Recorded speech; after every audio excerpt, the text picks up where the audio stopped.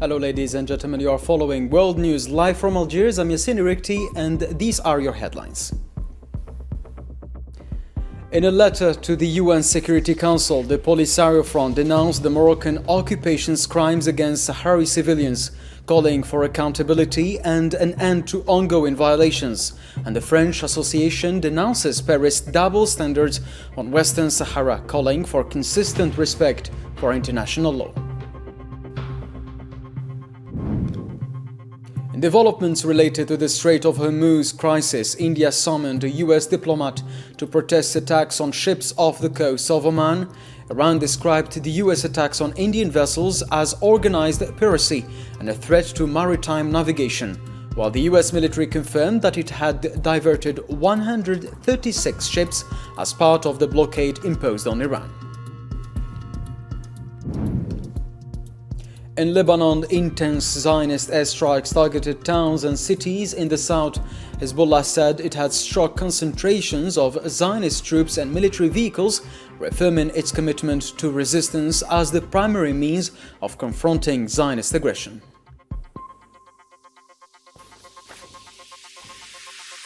Welcome to the details of our program. First in our news, the Polisario Front has condemned what it describes as recent Moroccan attacks targeting Sahrawi civilians in Western Sahara. In a letter to the President of the UN Security Council, Polisario representative to the United Nations and coordinator with MINURSO, Sidi Mohamed Ammar, urged Council members to address what he called ongoing violations committed by Moroccan forces against Sahrawi civilians in the territory.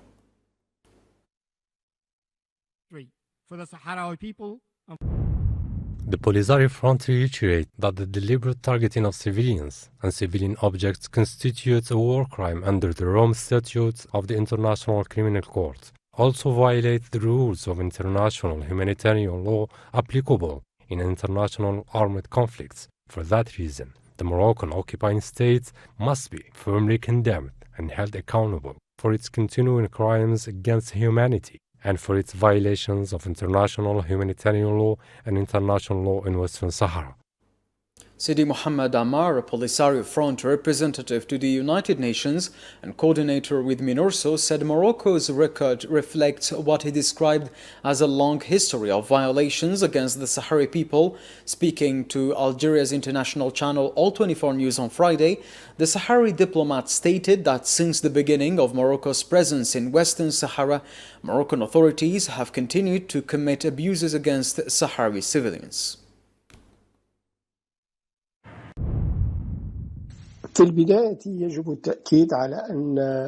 the outset, it must be stressed that the Moroccan occupying state's recent targeting of Sahrawi civilians was neither the first such incident nor, sadly, will it be the last. Its history and record testify to crimes against humanity committed against Sahrawi civilians since the invasion of Western Sahara in 1975, including burying civilians alive in mass graves, throwing them from helicopters, and bombing them with internationally banned white phosphorus and napalm. The record of the Moroccan occupying state stands as evidence of all these crimes.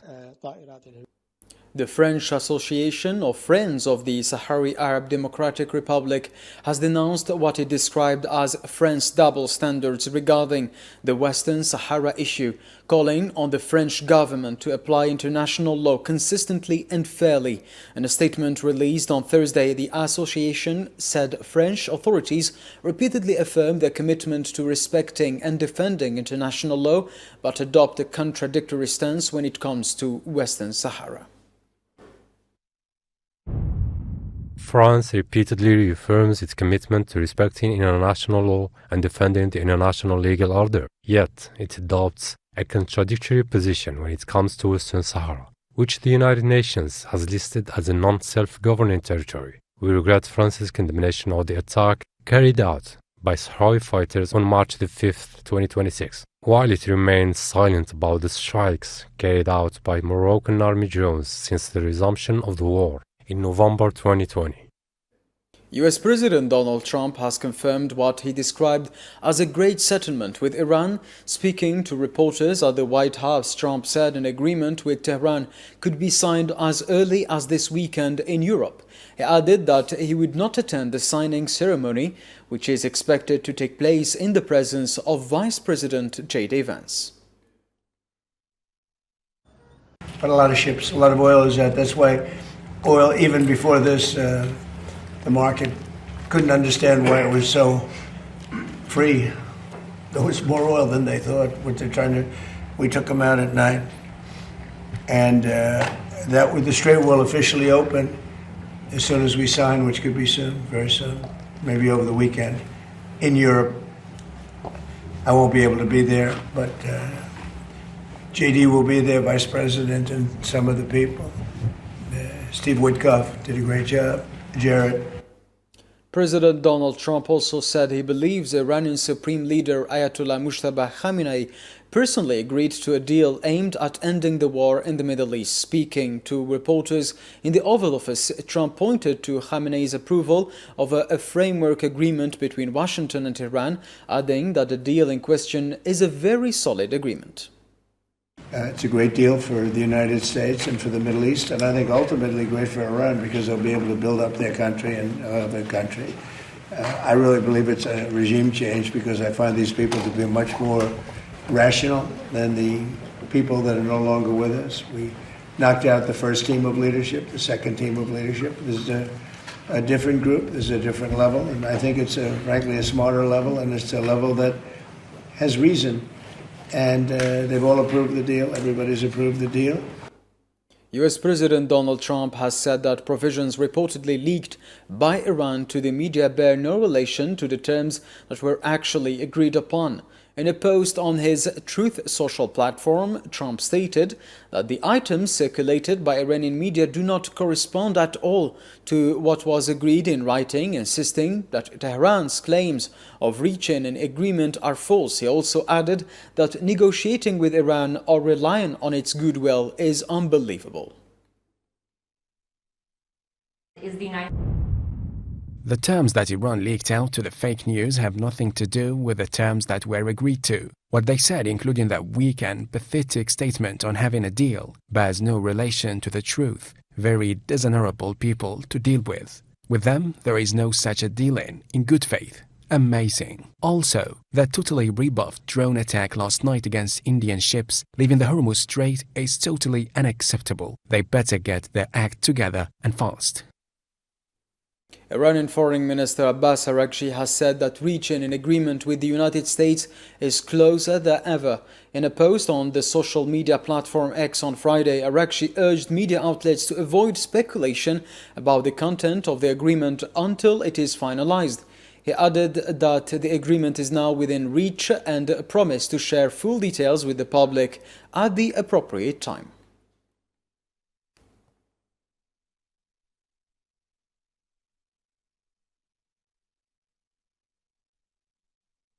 Iran has said it has not yet made a final decision on a potential agreement with the United States following President Donald Trump's announcement that a settlement had been reached to end the war. According to Iranian media, Foreign Ministry spokesperson Ismail Baghai said in a TV interview on Thursday evening that talk of an agreement remains speculative and that no final decision has been taken. He added that Iranian officials have repeatedly stressed that their focus remain on the interests of the Iranian people.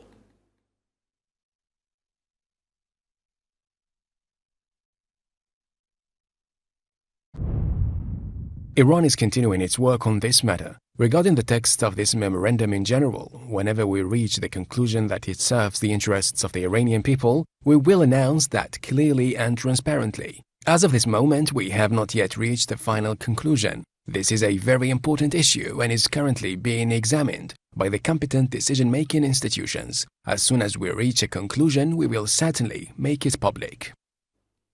The spokesperson for Iran's foreign ministry added that what he described as contradictory U.S. positions have consistently disrupted and hindered the negotiation process. He also referred to what he called illegal measures taken by the United States during its aggression against the country, saying they have had a significant impact on the talks.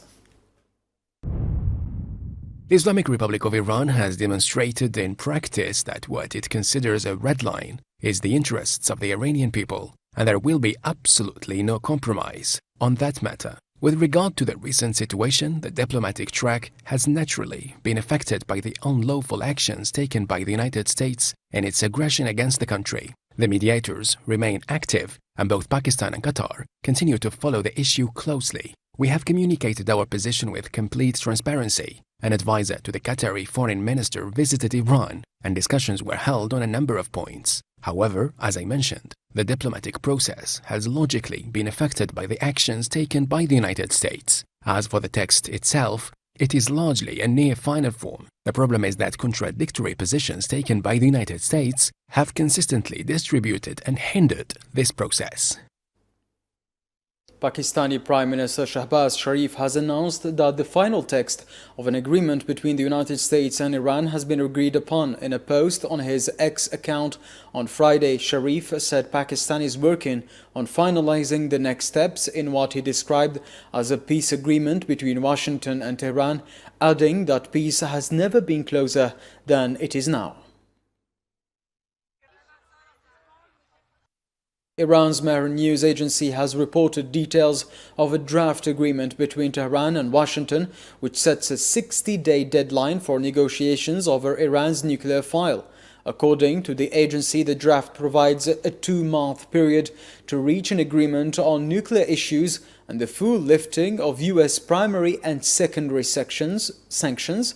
It also states that Iran would maintain its rights in the nuclear field, including uranium enrichment and the retention of enriched materials within the country. Reuters, citing a source, has reported that the signing of an agreement between the United States and Iran to halt hostilities in the Gulf region could take place by Sunday, with Geneva expected to be the likely venue for the talks. The source added that the text of the agreement is still being drafted, noting that Iran insists the agreement must also address an end to the conflict in Lebanon. India has summoned the Deputy Chief of Mission of the United States in New Delhi to formally protest against U.S. military strikes targeting commercial vessels off the coast of Oman. According to an Indian source, the incident comes after 3 Indian sailors were killed in an attack on an oil tanker off the Omani coast on Wednesday, while 20 others were rescued on Thursday following a separate strike on the vessel Gulfier in the same area. This marks the second time in 3 days that Indian authorities have expressed concern over U.S. military operations in the region.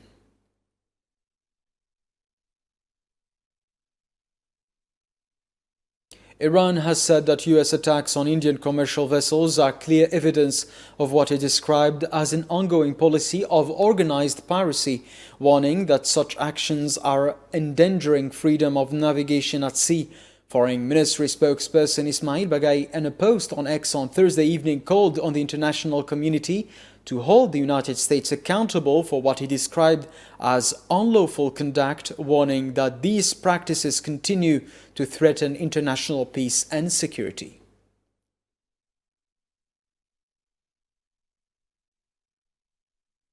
Iranian commander of the Khatam al-Anbiya headquarters, Ali Abdullahi, has said that oil and gas exports must either be available to all or to no one. As he put it in an official statement carried by Mehr news agency on Friday, Abdullahi said what he described as Washington's contradictory policy of calling for negotiations while imposing sanctions is a root cause of instability in the region. He added that the security of international trade and the economy, as well as the security of the Strait of Hormuz, is linked to ensuring the free export of Iranian oil and gas.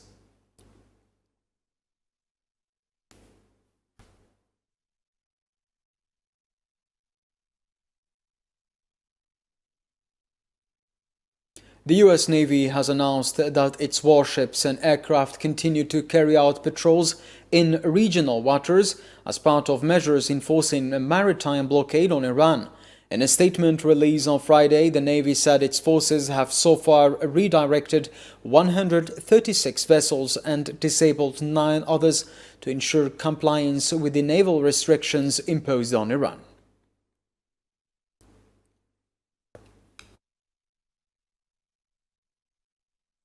U.S. Energy Secretary Chris Wright has said that around 7 million barrels of oil pass daily through the Arabian Gulf with the assistance of the U.S. military. Speaking at an event in Houston on Friday, Wright stated that Iranian crude does not pass through the Strait of Hormuz, adding that a full resumption of free-flowing energy exports across the Gulf is expected if an agreement is reached. He also warned that if no deal is achieved, the U.S. military will continue to ensure the flow of oil from the region.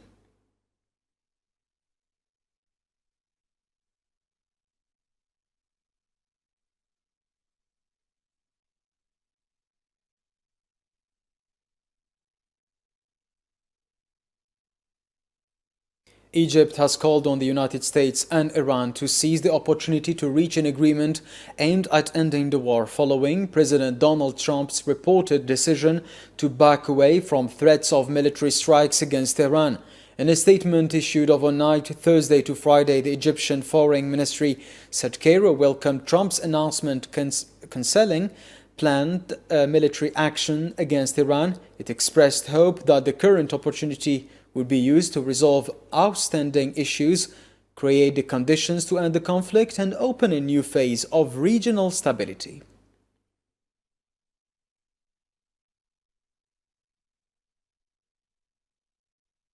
A Lebanese civilian was injured on Friday in southern Lebanon following Zionist fire and shelling, according to the Lebanese National News Agency. The report said an airstrike hit a road near a medical volunteer center in the village of Al-Bayada in the Tyre district, while additional strikes and artillery shelling targeted nearby areas alongside an overnight demolition operation in Al-Khiyam.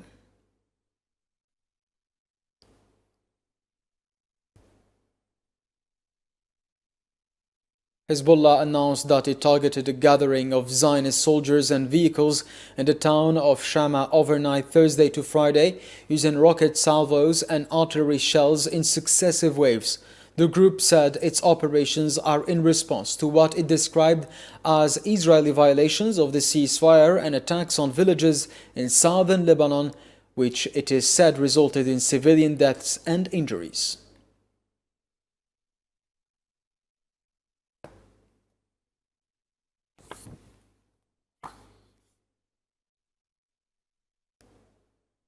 Hezbollah has released video footage of what it has described as an attack on a Zionist D9 bulldozer on the southern outskirts of the town of Zoutar al-Sharqiyeh in southern Lebanon using an Ababil drone.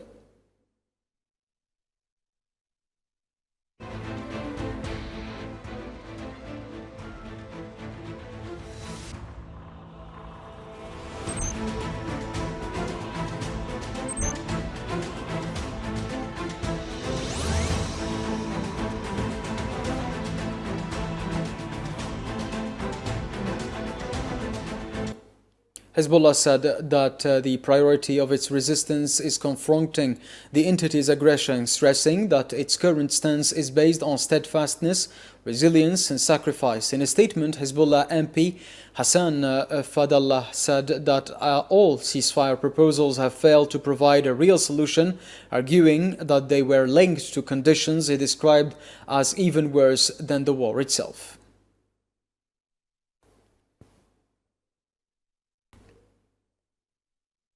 A Palestinian has died after succumbing to injuries sustained in an occupation airstrike on the city of Khan Yunis in southern Gaza, according to local Palestinian sources cited by media reports on Friday. The reports added that the individual was wounded in a previous airstrike, while Zionist occupation warplanes also carried out additional air raids targeting areas around Deir al-Balah in central Gaza.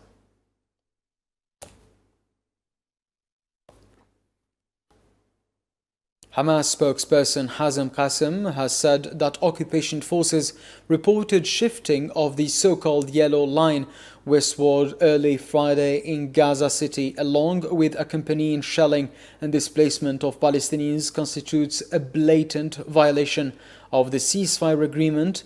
In a statement, Qasem added that the move reflects threats by Benjamin Netanyahu to expand control over the Gaza Strip, accusing what he referred to as the Peace Council and its director, as well as mediators and guarantor states, of failing to prevent the latest violations.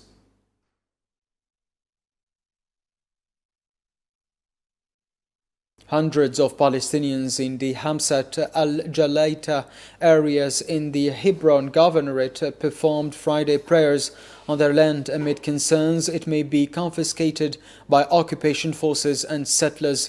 According to the Palestinian news agency, residents and landowners prayed on site in the two areas where occupation forces reportedly prevent farmers from accessing and cultivating their land as part of ongoing attempts by settlers to seize it.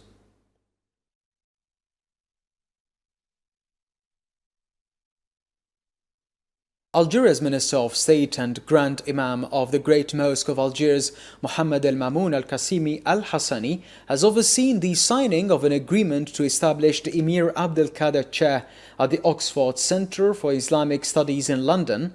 The agreement was signed by Algeria's Higher Education Minister Kamal Badari and the Centre's Director General Dr. Farhan Nizami. The initiative aims to highlight the legacy of Emir Abdelkader and strengthen academic cooperation between Algeria and the United Kingdom in education, research and innovation.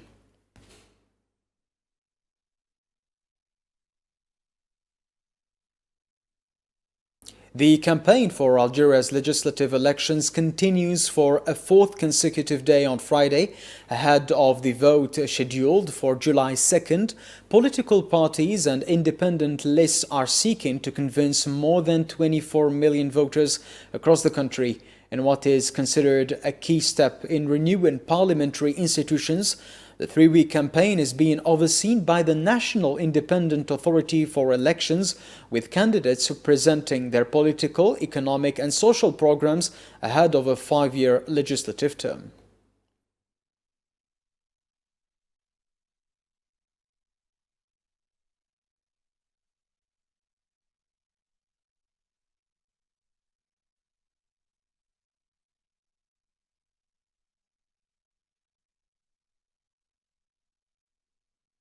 The Algerian national football team has held a training session in Lawrence, Kansas City, United States, as part of its ongoing preparations for the 2026 FIFA World Cup. The session was marked by a strong presence of Algerian fans who took the opportunity to meet the players and technical staff. The squad interacted with supporters, exchanging greetings and taking photos as fans expressed full support ahead of the global tournament and pledged to back the team throughout its World Cup campaign.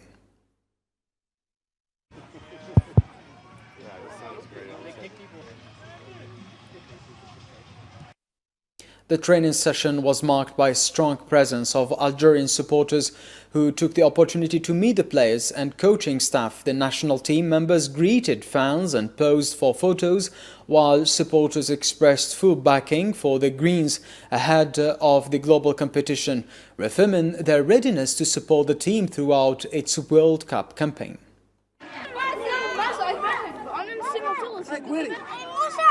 Oh. Yes, so this is a gift from my Algerian friend who is coming here to stay in Lawrence just for a few days. We are so excited to have the Algerian team here in Lawrence. We just feel really connected with the Algerian community, and we want to make sure that we provide good luck to the team. We think that they're going to go all the way. We think they feel the love here in Lawrence, Kansas. So I'm from Kansas City, which I know that they also host some teams, but I've moved to Lawrence. And so as they were deciding like what teams we were going to get, I was like, come on, Team Algeria. So when that happened, I was so stoked. I think it's huge for the community too. The team looked fantastic today. I think they're ready to go, and they're going to beat Argentina. Viva la Algeria! Well, I came here to be part of just the Algerian community and everything that's going on in Lawrence, Kansas, and welcome everyone who's here from the Algerian diaspora. Oh, this T-shirt is a gift. This is a gift. Yes, it's nice. Yes, it's great. The Algerian community here in Kansas have been awesome, and we love to. We're so excited to see how well they do in the stadium in the tournament. And we wish them nothing but the best. 1, 2, 3, Vive Algeria! We're so excited to see the match next week against Argentina. Go Algeria!